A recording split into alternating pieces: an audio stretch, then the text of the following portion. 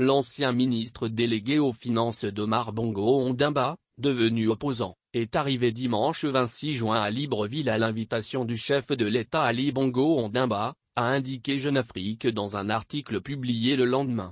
Une information recoupée et vérifiée par la Libreville. Les deux hommes doivent se rencontrer dans quelques jours.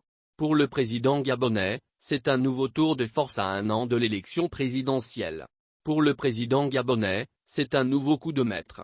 Et un nouveau coup dur pour l'opposition.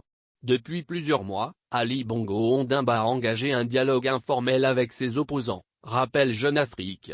Quantité d'entre eux ont d'ores et déjà accepté d'intégrer le gouvernement, le Haut Commissariat rattaché à la présidence ou le PDG, à l'instar de l'ex-premier ministre Jean-Yves Gendon, Féfé Onanga, Frédéric Massavala Mabouamba, tous trois très proches de Jean Pigne, Marcel Abeke, Rosa Logo Mangara ou encore nombre de figures des démocrates, le parti de Guinzou Bandama, les ministres Jean-Norbert Diramba et Jean-Pierre Doukagakassa, le haut-commissaire Maxime Ondimba, etc. Et ce n'est qu'un début.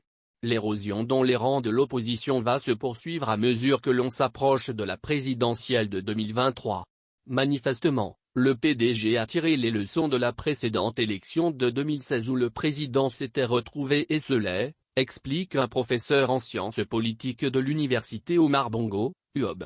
Pour cet ancien ministre, la décision de Charles Meba est à la fois le signe de la vigueur du Parti démocratique gabonais que de la perte d'attractivité de l'opposition.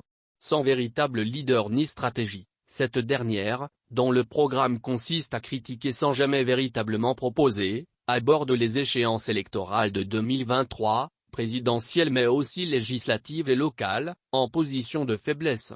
Ancien ministre délégué aux Finances d'Omar Bongo Ondimba et ancien sénateur du Haut-Ole, Nord, pour le compte du Parti démocratique gabonais, PDG, au pouvoir, Charles Mba n'était plus retourné dans son pays depuis 2016 après qu'il a démissionné de cette formation politique pour rejoindre l'Union nationale, opposition.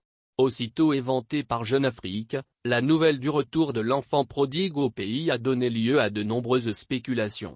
Reste que ses motivations sont claires. Charles Mba s'apprête à son tour à apporter un soutien à Ali Bongo Ondimba lors de la présidentielle de 2023.